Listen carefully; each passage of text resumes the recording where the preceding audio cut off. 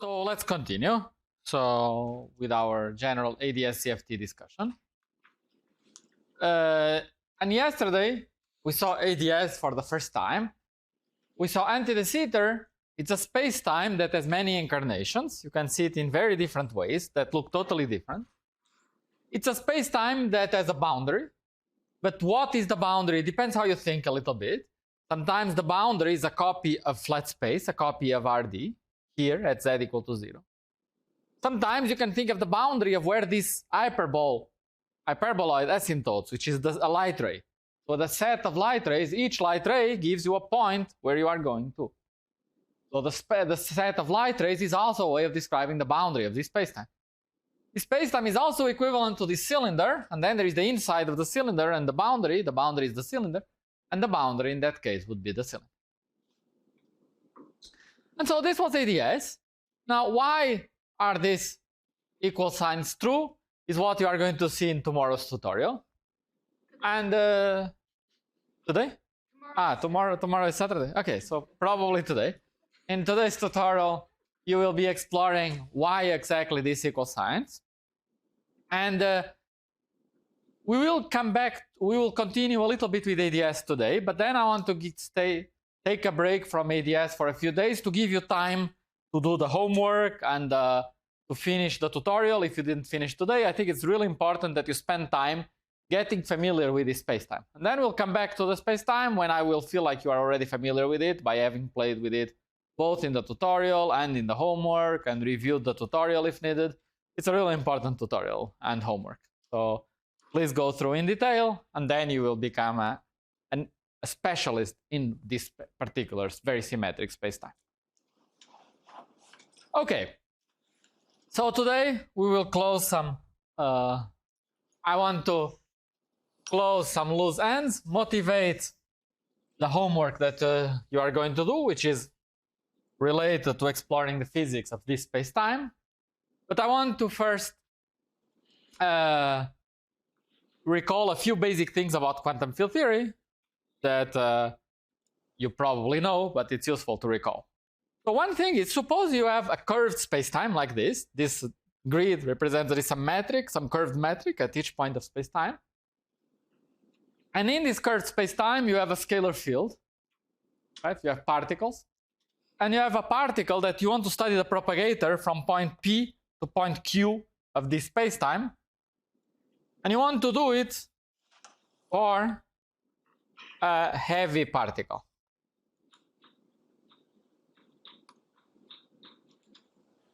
Okay, so you have a heavy particle and you want to study the quantum propagation from one point to the other. What is it given by? What is this given by?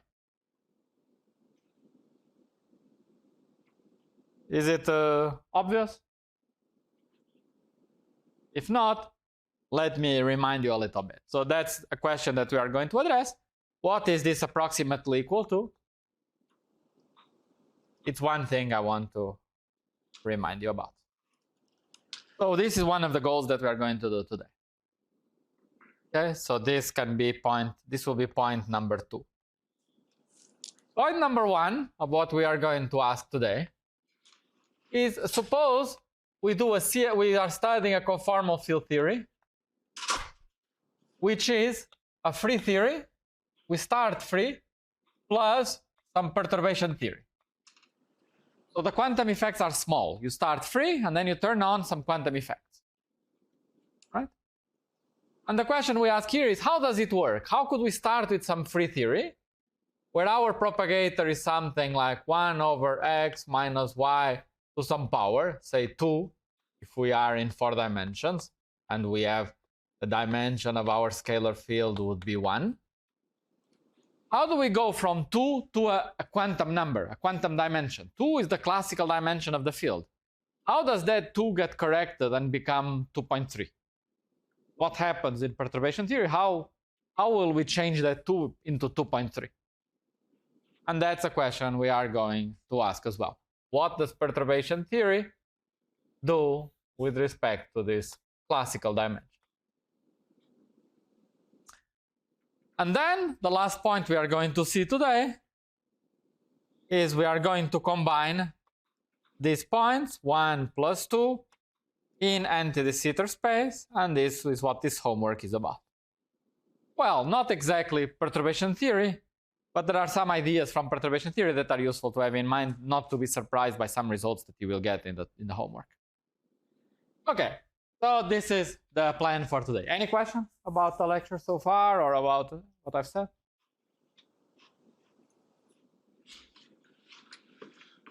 So let's start then with a free scalar field plus some perturbation. The perturbation can be some quartic interaction, some lambda phi to the 4, say. And let's consider a correlation function of a composite operator. Say at a point x, I'll put phi square of x. Phi square of x, phi square of y. This is an operator. It's what's called a composite operator.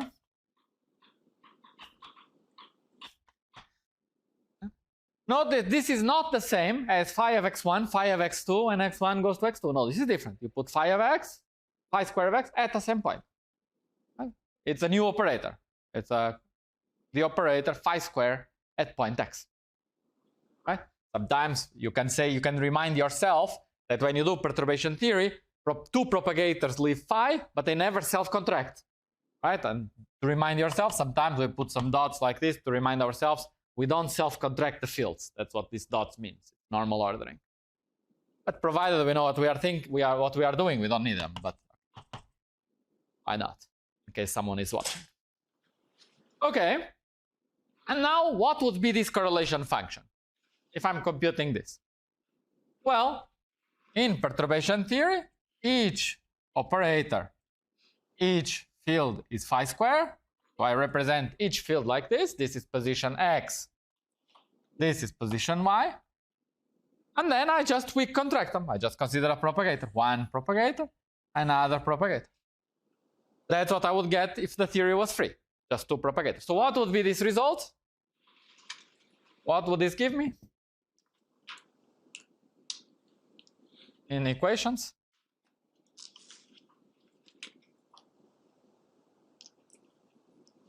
One divided by what? X minus y to the power 4. X minus y to the power 4. Does everyone agree with 4? 4. Just 4. Phi is a free scalar, right? In 4D. In 4D, good. In 4D. And so phi, as I mentioned, the propagator of phi is just 1 over x minus y squared. You have two propagators, you have the square of that, which is 1 over x minus y to the 4. And so this means that this composite operator has classical dimension. Let's write delta classical equal to 2. Very good. Huh? 2 plus 2, 4. Very good. But then this is not the end of the story, right? So now we have perturbation theory. So we start doing Feynman diagrams.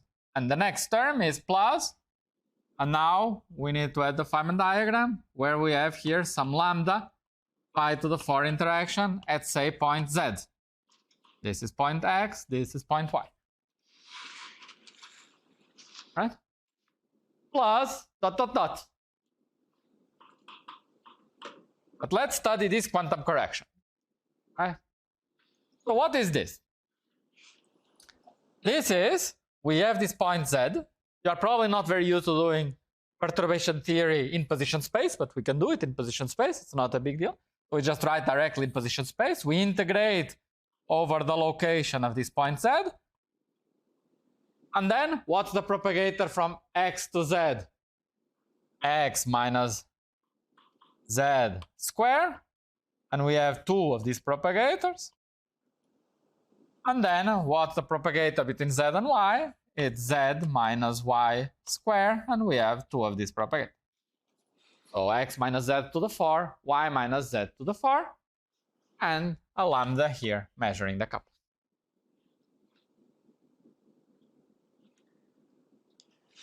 Now, see that this quantum effect, z, you integrate over z all over spacetime. And when z goes to x, this blows up. And when z goes to y, this blows up. Right?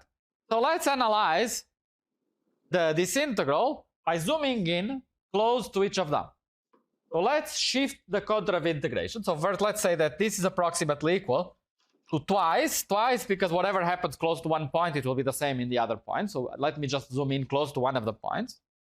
And then let me write, and you tell me if you agree, integral d for z. I shift so that here I just write z to the 4. So I shift z by x. And now here we have z minus y plus x, or minus parentheses y minus x, same thing, to the power 4. I did nothing, right? I just shifted. Okay, if I just shift, I should not put it. So here we just shifted the contour. And now we see we have this singularity. When z goes to 0, it blows up, right? So now if we are close to z equals 0, this will be approximately equal to what? So now we are studying the contribution close to z equals 0 or z equal y minus x. Because of this or, there will be a factor of 2. We just analyzed the one close to z equals 0, but the other one will be identical. Now, z close to 0 means that here I can ignore z. And because I ignore z here, I take out from the integral 1 over y minus x to the power 4. Right? This, from this term here. And then I still have the integral d for z over z to the 4. And this integral is what? I go to radial coordinates. It becomes an integral dr over r, very important, up to some number. This number is some pi's and so on from going to radial coordinates. But what's important is the dr over r, right? So this is r cubed dr, this is r to the 4. So when I divide, I get dr over r. And so there is a logarithmic divergence close to 0 and close to infinity that we need to regulate. So let's regulate. Let's say at very short distances, I stop at some distance epsilon. Right? That's a regulator. I say that my points stop at some distance epsilon. And what about big distances? Big distances, it's a fake divergence. This divergence was not there. At very large z, if you look here originally, z to the 4, z to the 4, z to the 8. It's super convergent at large z. This was just because we zoomed in close to z equals 0. This is okay provided z is smaller than, is not close to the next puncture. And so the natural infrared cutoff here is absolute value of x minus y. It's okay until you reach the next puncture. Right? So if you are way beyond, then don't worry about it. That part is finite. Right? So this is way before the next puncture. And so this behaves, this integral, therefore, all in all, if I write it here, I can write it here, and I can say that this gives me minus twice some number, some lambda, and some logarithm of the distance x minus y divided by epsilon.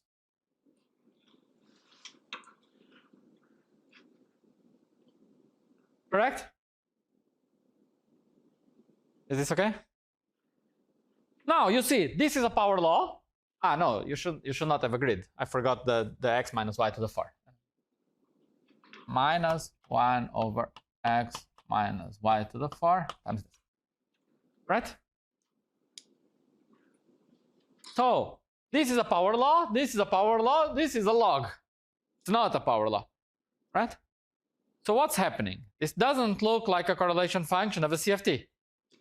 Right? Not completely, but it does. Actually, if you think a little bit more, because what is this?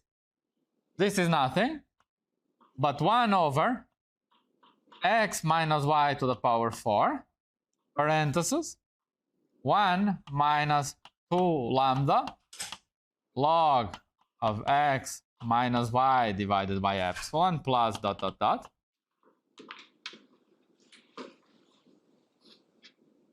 And this is nothing but epsilon divided by x minus y to the power 2 lambda to the power 2 lambda. Why did we plot a minus sign there? Why did I put a minus sign? Because I want to define this with a minus sign. Whatever. It's just because I want. Just a choice of that number. I call that number minus. I prefer to put a minus here because I like to have no minus here. It's sorry, there is a number here. It's just by definition. And you agree that this stuff is just this, right? You agree? That if you expand that small lambda, you get this. When lambda is small. Right? This is exponential of lambda times log of this stuff. When you expand, you get exactly this. Do you? Or maybe there's a wrong... No, it's okay. Correct? And so we conclude that indeed this full expression is equal to epsilon to the power 2 lambda divided by x minus y to the power 2 times 2 plus whatever this number is times lambda plus dot dot dot.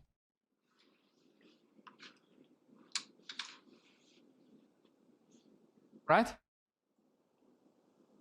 And so what we see is that the operator got a quantum dimension. So this was the classical dimension. And now this full thing, now we have the full quantum dimension. Right? And so this object is what we would call delta, the physical dimension. Whereas 2 is just delta classical. And this is the first correction. If we do more and more loops, we would correct this, and it would eventually could go to 2.2. Right? It starts at 2, and now at some lambda, you could go to 2.2, 2.3, and that's how we would generate this. More precisely now, if you wanted to bring it to the notation of the lecture, we would say that the correlation function of O of x, O of y, our physical operators, I want to say this one is 1 over x minus y to the power 2 delta, where delta is 2 plus this quantum effect plus dot dot dot, and where O of x would be our operator phi square of x, which we would call the bare operator. But because of normalization, I put here epsilon to the minus lambda. And indeed, if I divide epsilon to the lambda to the other side and absorb epsilon to the lambda in each operator, I define in this way my physical, or if you want, renormalized operator, for which the correlation function is just 1 divided by this. Right? And then everything is consistent. Notice that this phi at dimension 1. There's no way I can change that, right? This is the physical operator. It's the dimension delta, which is quantum. And of course, it makes sense that to define it, I had to multiply the bare operator by epsilon so that I change the effective dimension of this guy. And so this object here has dimension what? 2 plus lambda. And here you get 2 plus lambda. Okay, lambda times hashtag. I forgot probably some hashtag there, yeah. Sorry, I forgot the rest.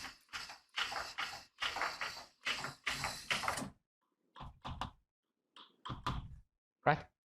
And here as well. I mean, this hashtag is just some pies, right? It's nothing fancy. It's just I don't remember the volume of a 3-sphere. Can you please show why that one is the convergent to 1 minus log? I mean 1 log convergent to that. Yeah, so all I'm saying is that when you have a to the lambda is equal to 1 plus lambda log a plus dot dot dot. Just this, right? When lambda is small. So now I just compare and I recognize what is a there. Right? And if I put an hashtag here, I put an hashtag here.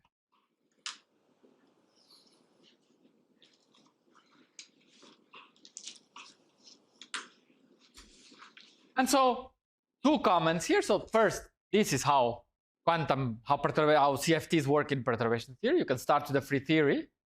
And you have to have in mind that the physical theory has no scale. That's true. It's all power laws.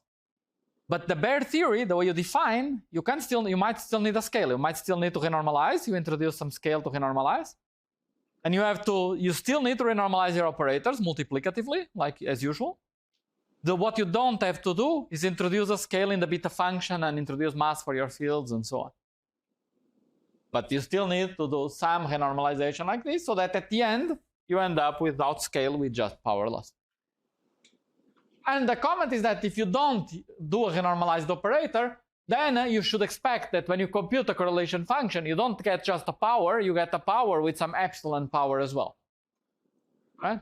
So don't expect, if you don't renormalize, to get 1 over x minus y to some number. You will get that, but you will also get some epsilon to some power. That needs to be the case by just dimensional analysis. Right? That's important to have in mind. Now, so that was comment number 1. Now comment number 2. Propagator in curved spacetime. So the claim, the answer, is the following. Let me tell you the answer, and then let's recall why this is true. Is that the propagator, when the mass of the particle is very big,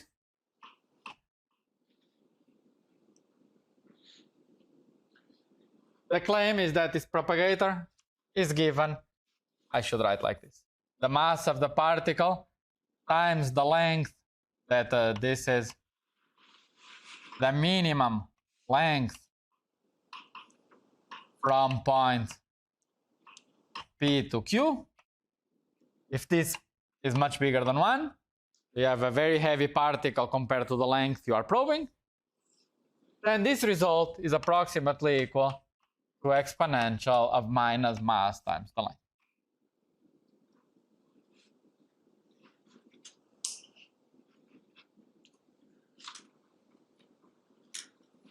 Okay, so let's just remind ourselves a little bit, at least, where this kind of thing would come about. So suppose I want to consider the propagator so let's do some flat space analysis to understand, at least in flat space, how this would come about in a simple way. I have my propagator, so 1 over p squared plus m squared from point x to point y.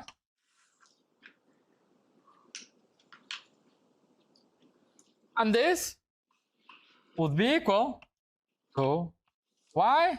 Then we'll use the same trick that we already used once. We consider the integral dt e to the minus t operator p squared plus m squared acting on y. No, x.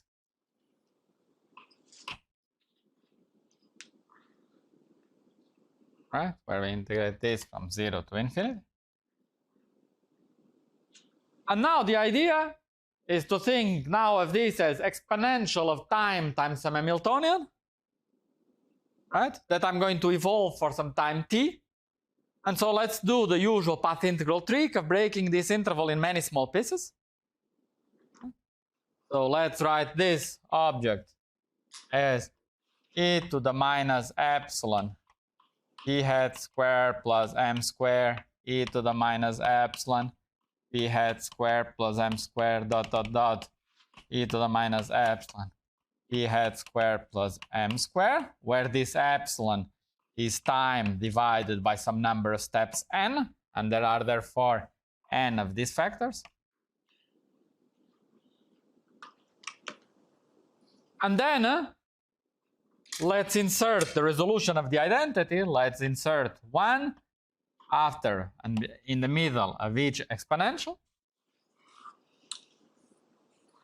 where this 1 would be just the resolution of the identity, so the integral over d, say, q q.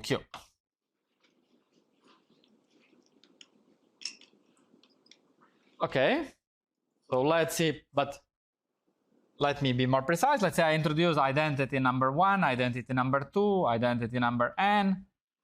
And then here I use some different integration variables. I use q1, q1, q1 for identity number 1, etc.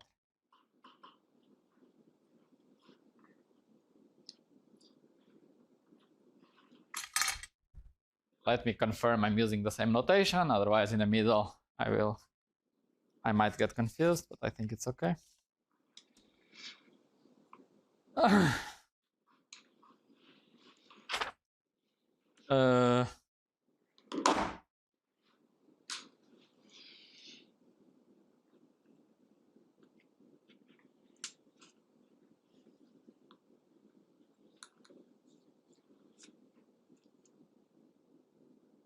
Mm-hmm.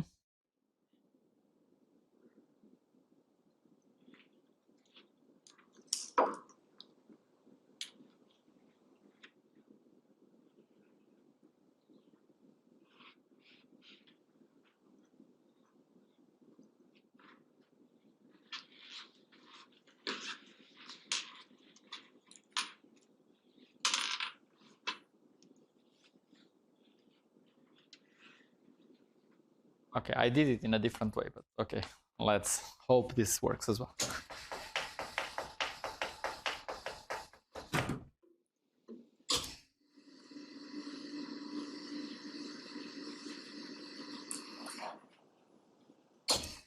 Let me think, let me zoom out and think if this is going to work.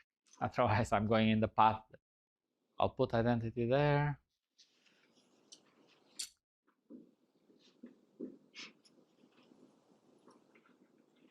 And I'll get Q.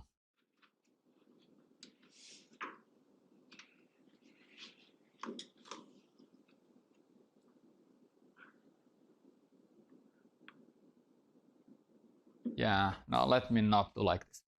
Okay, so let's insert the resolution. Sorry?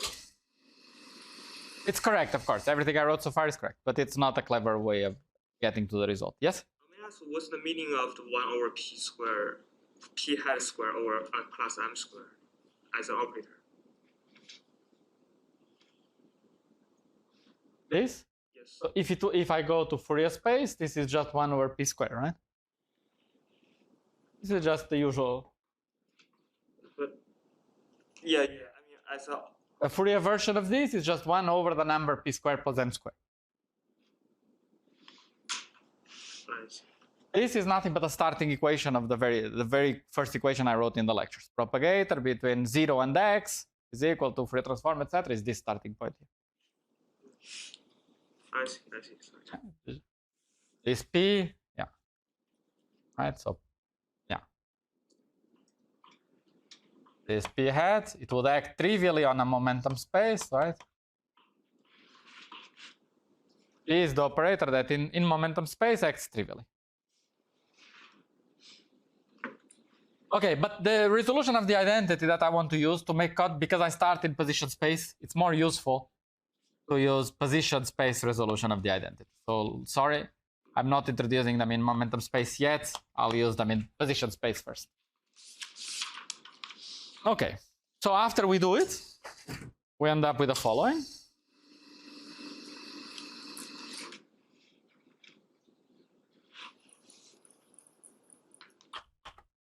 So we end up with an integral from 0 to infinity, d capital T, and then a product of an integration over these intermediate steps dxj, and then the first is y, okay.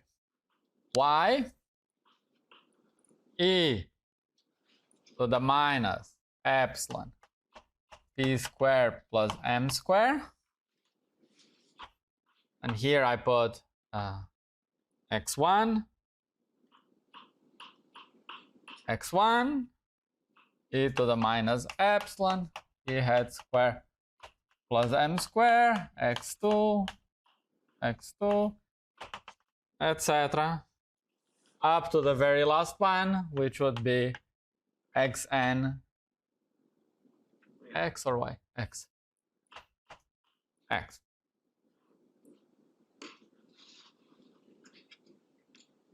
Okay. So now what we want to compute is a building block like this. I want to compute now what happens when I have xj e to the minus epsilon p hat square plus m square xj plus 1.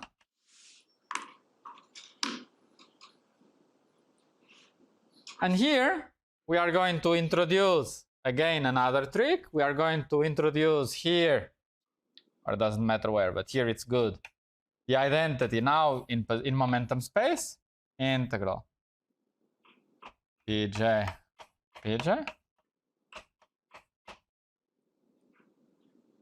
because then we get that this is equal to the integral dpj xj with pj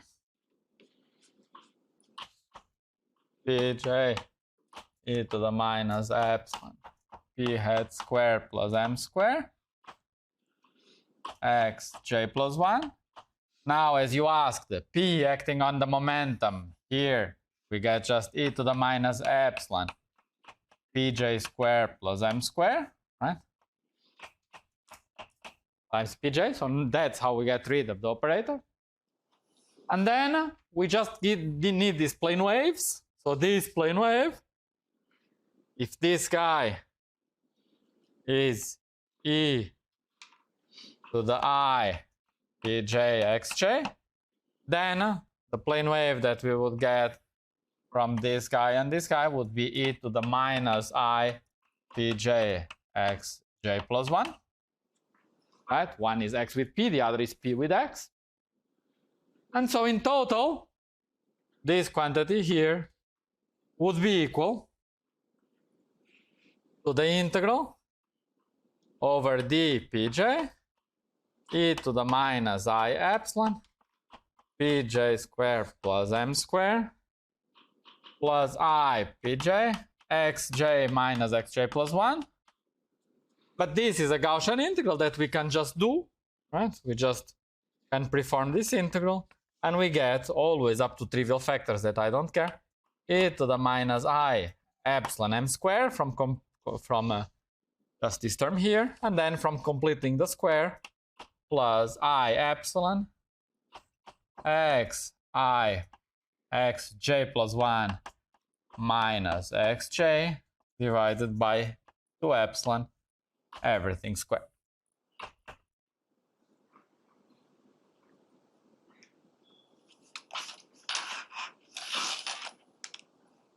Correct? Okay. The p square plus m square term didn't have any epsilon. It didn't have any I, sorry, iota. So the m square term cannot have an I there. Okay.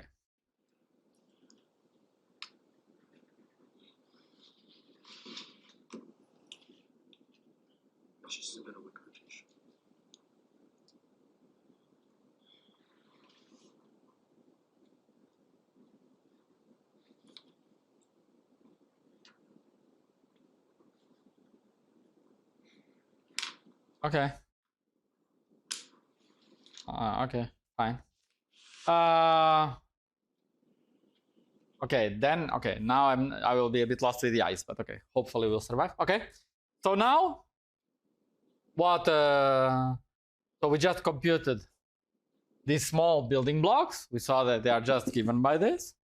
And so we conclude that the full propagator here is equal to an integral over t from 0 to infinity. And now let me write the result and you tell me if you agree or not. That now this is a discretized derivative between x at position j plus 1, right? I just have a discretized derivative. So I can think now of this x as a smooth curve that goes from 0 to t. And so I integrate over all paths now of some curve x of t such that x of 0 is equal to x and x of capital T is equal to y. So all curves that in time t go from x to y of exponential of the integral dt from 0 to capital T. This term here gives me something like x dot square over 4, and this term here gives me minus m squared.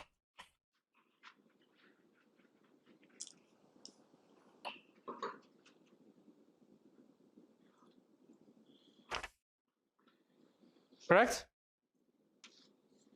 Okay, so this is our propagator from point x to point y. But we could do a little bit better than this.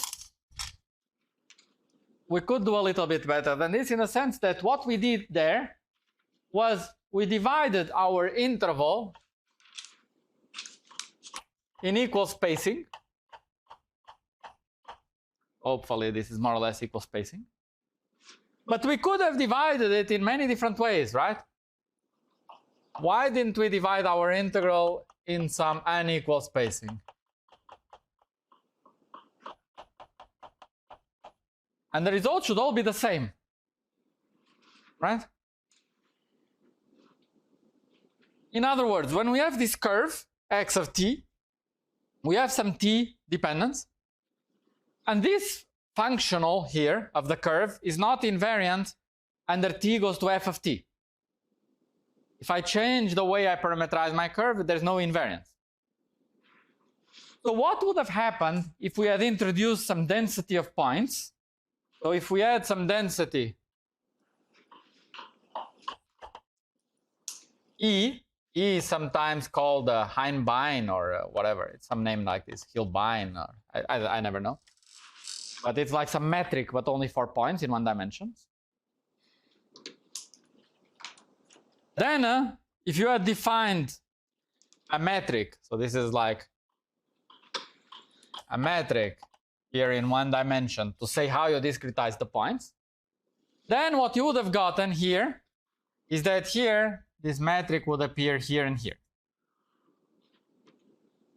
And this metric will have the property that there is now a symmetry of this action, which is when t goes to f of t, if you also transform E going to 1 over f prime of t, or just f prime of t, sorry, 1 sec. No, just f prime. F prime of t E.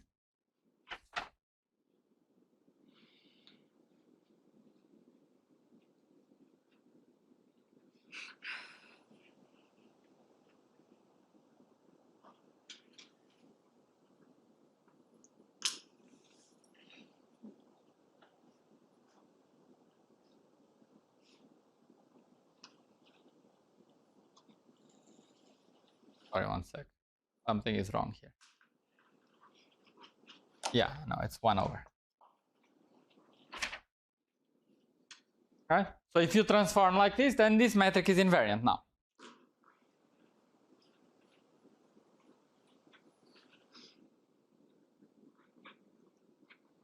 Now, the result here, now we would have our coordinate. And now we have also some non-dynamical metric, in the sense that you can choose whatever metric you want. You can pick any metric you want along the curve, right? The result doesn't matter, it's invariant. And so in particular, you could integrate over all possible metrics. Right? You could just integrate over all possible metrics. And the metric is non-dynamical. It contains no kinetic term. Right? It appears without derivatives. And so we could now extremize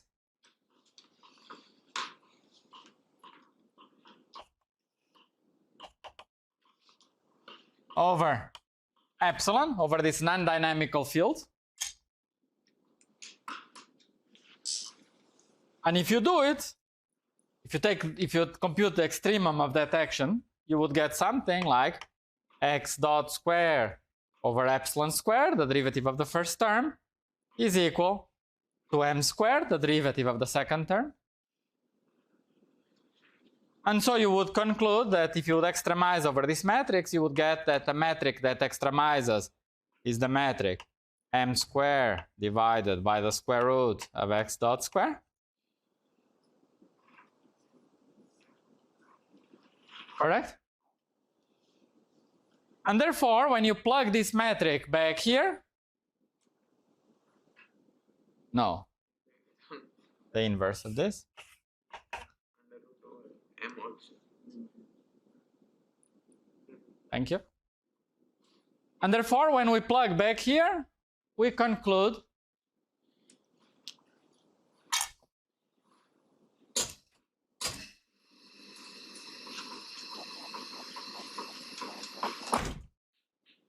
that the propagator from point X to point Y is equal to the integral over all possible fields that go from X to Y. Notice that now I'm not specifying how long it takes. I'm not saying it takes time t. I don't need to now anymore, as you will see. Times exponential of minus m times the integral of square root of dx mu dx mu. And this is nothing but the length of the curve.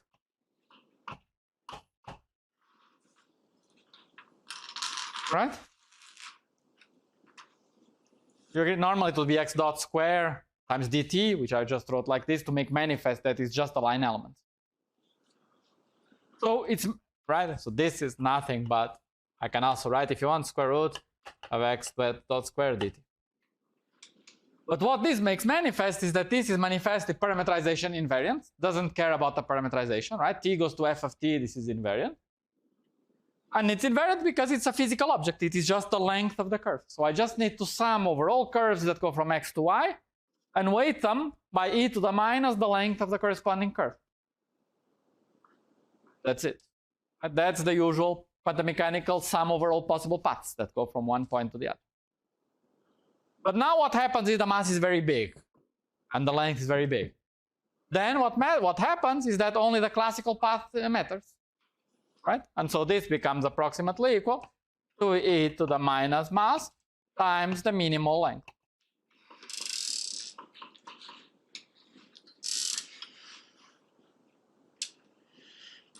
Now you see what happens if you add a general metric. Just what it means, we said mass to be very large, and then we said only is what happened the classical. Only instead of summing over all paths, you can just take the extremal path. Right? You are doing an integral over all paths.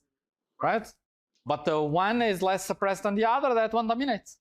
You just do it by saddle point. It's a classical limit. This is quantum mechanics. You sum over all paths, but in practice only one dominates.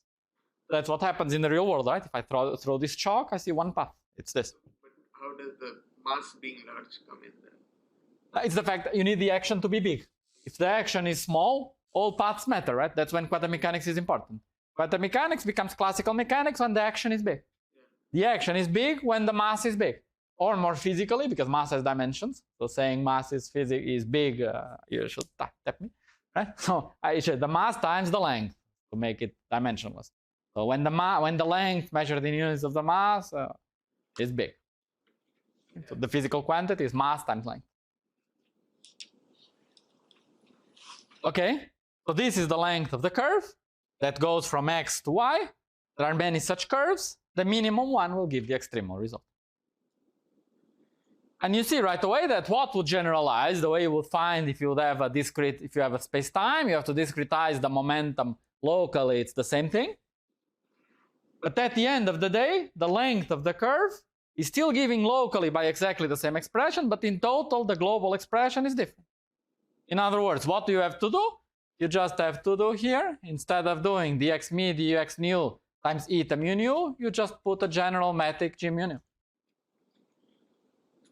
You just did local, it's always eta mu nu, right? You can always diagonalize and it looks always like eta mu nu. But globally, tuck, tuck, tuck, tuck, it will be the total length of the curve. And so all you have to do is go here and put the length, whatever curve you have here. And then the result is the same. It's still e to the minus length of the minimal curve in curved spacetime that connects points x and y.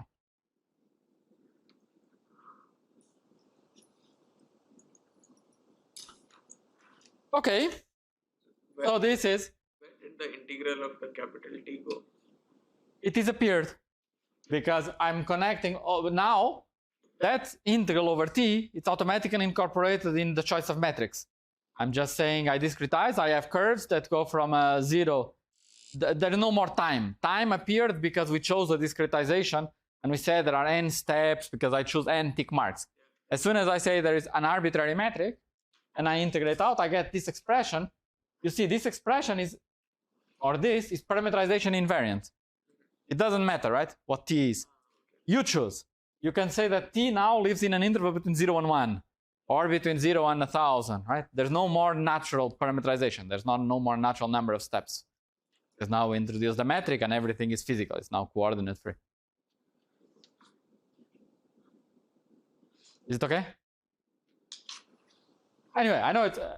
So the punchline here is that the propagator in a curved spacetime from a point P to a point Q is approximately equal to exponential of minus the mass to the length of the minimal path that connects P with Q. And so in okay, if you want, that's a classical or semi-classical result valid in any curved spacetime that tells you that the propagation for large fields is a geometrical problem of finding the minimal distance between 2 points. And so finally, we can now turn and do some exercise and start thinking about quantum field theory in ADS. We can start putting quantum fields in ADS. We have anti-de Sitter space. We can now put quantum fields in ADS and start doing some computations in quantum fields inside ADS. And the computation we are going to imagine putting is, let's put some heavy scalar field phi in ADS. Because now we know how to deal with heavy particles in any space-time, in particular in ADS. Yes? You mean heavy in units of like the ADS radius, or? I did not discuss ADS radius yet. You are jumping ahead a little bit. So it would be heavy in the same sense as I mean heavy here. So it would be a particle that's much heavier than the lengths that will be involved in the computations that I'm considering. Okay, so we will have some heavy particles in ADS. If you want some classical particles in ADS, some rocks in this curved spacetime, and they will behave like classical rocks in this curved spacetime. They will follow geodesics, and we'll be dealing with finding minimal lengths of these rocks. And now there is the following claim. Let's consider ADS. So we have here the boundary of ADS, and here there is the interior of ADS, also called the bulk. And then there is the following claim, that if I consider geodesics in this spacetime, minimal curves in this spacetime, they are arcs of circle that go from the boundary to the boundary. So this is a geodesic in Euclidean anti-de Sitter. More precisely, let's work out what that would mean here. So let's work out Euclidean anti-de Sitter two-dimensional. So if it's two-dimensional anti-de Sitter, it means it's one dimension, it's R1 with an extra dimension. So the metric is just dz squared plus dx squared over x squared. It's just a two-dimensional metric. Right? And what's the Lagrangian for a point particle here? The Lagrangian would be just the integral dt square root of x dot square, what I wrote there, which is z dot square plus x dot square over x squared. Right? I just compute that quantity there, that square root over there. right? It's just this. I convert this into z dot, this x dot. That's the action, right? Just the length of this curve. Now this will give me a curve that, if this is x and this is z, then there will be some curve here. But you see that it's up to us to choose the parameterization we want. I can choose any parameterization, right? You saw this is parameterization invariance. So a clever parameterization we have is to use z, instead of using x of t and z of t, let's use the parameterization where x of t is just t, and therefore z is just z of x, and that's it. Right? So then we just parameterize directly, given some x, we tell what is z. Then this action becomes just the integral over dx square root of z prime square plus 1 divided by x squared. Yes?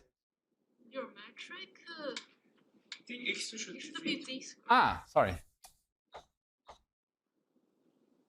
Thank you.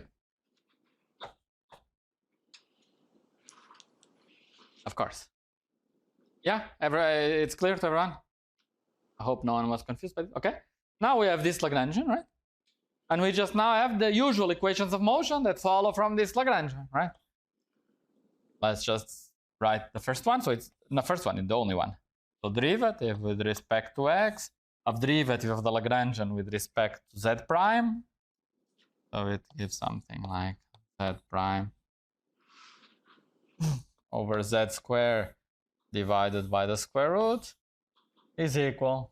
Okay, I'm not going to do the details. Derivative with respect to z of the square root. Okay?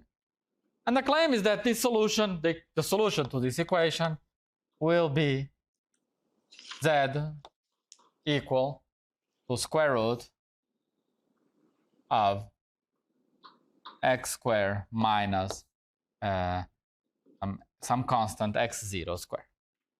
Okay, you just solve this equation and you get this. This you are going to be doing in the homework. So then you conclude that the geodesic is this arc of circle. Right? So z describes this arc of circle. And then you can ask, what's the length of this curve? Right? What's the propagator from a point here to a point here? Well, it is just the length of this geodesic, right? Now I know the propagator from point P to point Q. Because I know this geodesics, I know this is the minimal length, so now we know the propagator between any point P and any point Q. Right? Why any? Because any 2 points, I can draw a circle that passes by them, right? So now I know the propagator between any 2 points. So this, you know, when you are going to work this out in the class. Now, what's interesting now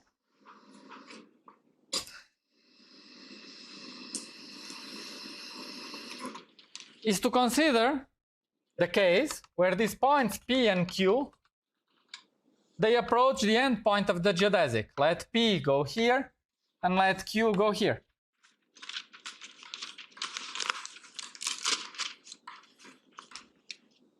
Right? In other words, we make P and Q approach the boundary.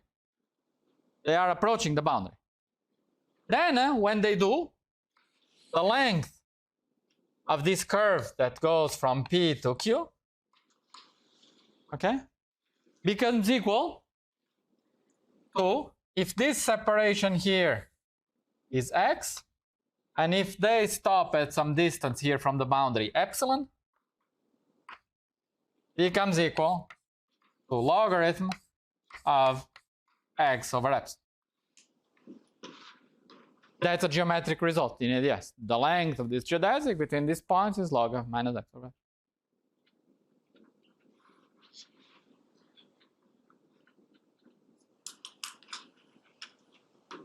Yeah. And therefore, you conclude that the propagator from point P to point Q, when these now are approaching the boundary of ADS, So you have like 2 points approaching at the boundary of ADS. Is approximately equal to e to the minus the mass times log of absolute value of x over epsilon. But that's nothing but epsilon to the m. Actually, there is a 2 because I want and because it's there. Epsilon to the 2m divided by absolute value of x to the power 2m. And this is a remarkable result, right? Because this is like what you have exactly as expected for a conformal field theory. Right? So it looks like you start with a theory with massive particles. You add some massive particles in ADS. And as these points approach the boundary, and if you only ask about correlation functions from point P1 to point P2 at the boundary, the behavior of that correlation function is a power law where the dimension of my field is the mass of the particle that I put in ADS. And so we are getting a CFT. It looks like we are getting a CFT. What we are seeing here is not ADS CFT, but it looks to be something like ADS. We started ADS, and it implies, it gives a CFT. It's not a duality yet. It's not a precise map. It's not a dictionary, but it's something. We started ADS. We start to do computations in ADS, and we carry points to the boundary, and the result we get are results that look like the results of a CFT.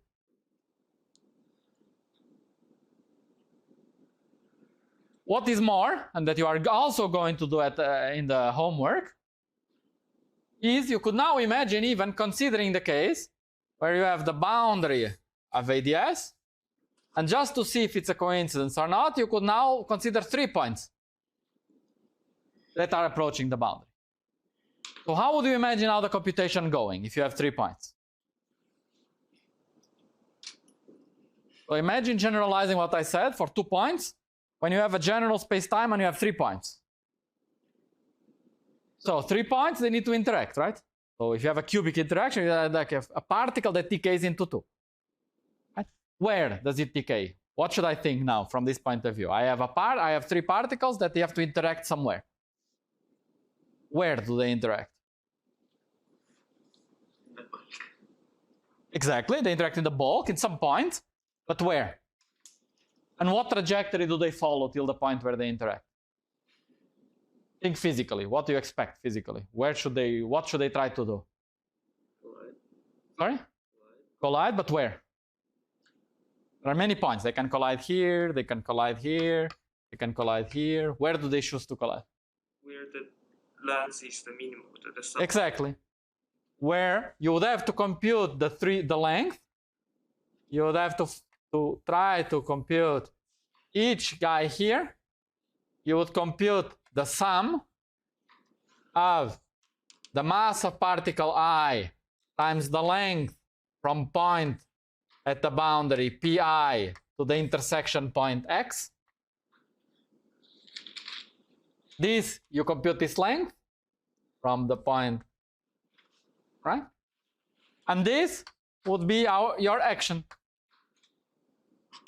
And then you have to extremize this action. Find the point which leads to the minimal sum of lengths times masses. And so you minimize this action S. That gives you X. Right? And you plug this X into the action, and you get the classical action, where the 3 points meet at the optimal point that minimizes the length. Right? And then you ask, what is the result of the 3-point function, which is approximately equal to e to the minus this classical action. Right? Now I just have the 3 propagation. And okay, what would be a spectacular result to finish this lecture? That you would get the result of a 3-point function in a CFT.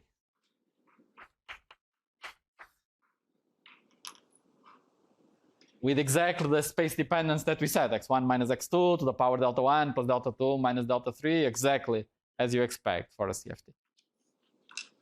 Okay? So that's the suggestion for the homework. And as I thought, we would start and end 5 minutes over time.